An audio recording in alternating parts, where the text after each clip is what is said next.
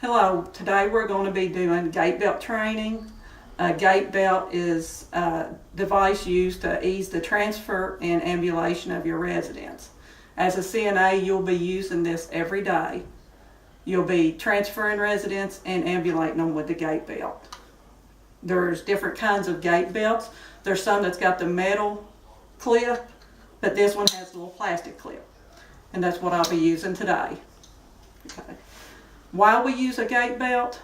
A gait belt is so much for the employee as it is for the resident. It eases the transfers and the ambulation, and it reduces falls. You can steady the resident if they start to get unsteady. Instead of getting under the resident's arms and lifting with their arms, you use the gait belt.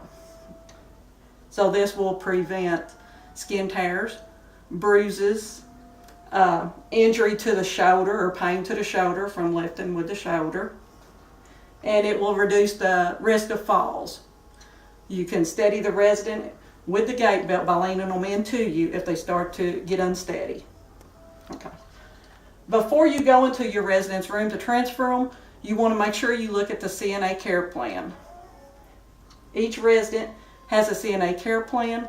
What you want to look at is their functional mobility. Are they a 1 assist, a 2 assist, or are they a mechanical lift?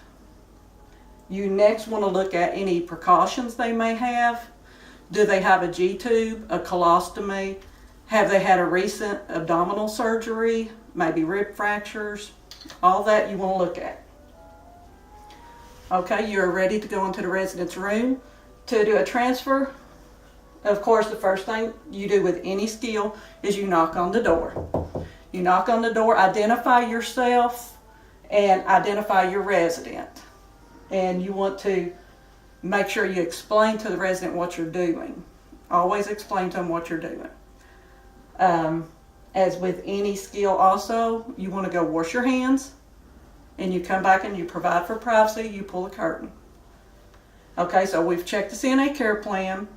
I know my resident is a 1 assist. If he had been a 2 assist, I would have obtained assistance before going into the room. I have my gait belt with me. You have it on your person at all times. I've knocked on the door. I've introduced myself. I've identified the resident.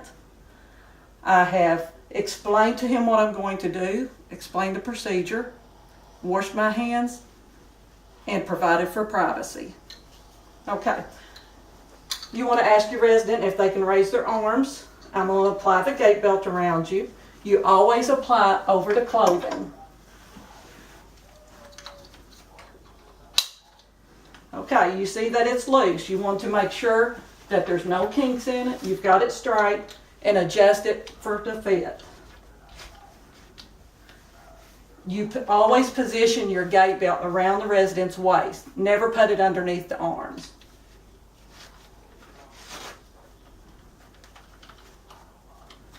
You want your gait belt tight enough so that it will not slide up, snug it enough to not slide up, but loose enough that I can get 4 fingers in it. Is that too tight? No. Okay. So again, you want to make sure that your resident does not have a colostomy or a G-tube. If they do, you want to put the belt slightly above that so that you don't injure the ostomy or pull the colostomy bag off. You don't want to have it so snug that it causes pain either. Okay.